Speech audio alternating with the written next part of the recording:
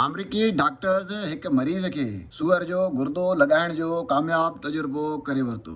Massachusetts general अस्पताल America जे doctors पारां अॻु बि मुख़्तलिफ़ मर्ज़नि में मुब्तला इंसाननि में सूअर जा उज़वा लॻाया हुआ, पर उहे तजुर्बा कामयाब न थी सघिया। गुज़िरियल ॾींहुं मैसाचुसेट्स जनरल अस्पताल पारां हिकु प्रेस रिलीज़ वसीले ख़बर खां आगाह कंदे ॿुधायो वियो हो त 62 वरहनि जे मरीज़ रिचर्ड रुक सिलेमन, जेको गुर्दनि जी बीमारीअ जे आख़िरी स्टेज ते हो, मरीज़ खे ट्रांसप्लांट जी सख़्त ज़रूरत हुई, तंहिं करे खेसि सूअर जो गुर्दो लॻायो वियो आहे। डॉक्टर्स मूजिबि सूअर जे गुर्दे में जीनियाती तब्दीलियूं करे पेवंदकारी कई वई आहे। डॉक्टर्स जो चवणु हो त सूअर जे गुर्दे में जीनियाती तब्दीली न करियूं हा त मुमकिन हो त इंसानी जिस्म खेसि क़बूल न करे हा। इन्हीअ खां अॻु बि सूअर जे उज़वनि में जीनियाती तब्दीलियूं करे इंसाननि जे जिस्म में पेवंदकारी कई वई हुई, पर उहे तजुर्बा कामयाब न थी सघिया हुआ। साइंसदाननि मूजिबि 62 वरहनि जे रिचर्ड रुक सिलेमन खे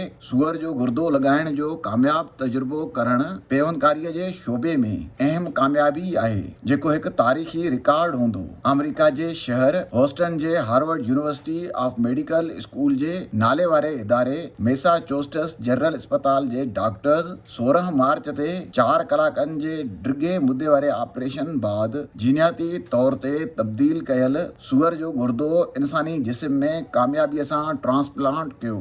डॉक्टर्स जो चवणु आहे त गुर्दनि जे मर्ज़ जे आख़िरी स्टेज ते पहुतल 62 वरहनि जो रिचर्ड रुक सिलेमन हाणे मुकमिल तौर ते सेहतमंद आहे, जंहिंखे हाणे डायलिसिस जी बि ज़रूरत नाहे। मरीज़ जो गुर्दो सही कमु करे थो। खेसि ऑपरेशन जे 2 हफ़्तनि बाद अस्पताल मां डिस्चार्ज करे घर मुंतकिल कयो वियो आहे।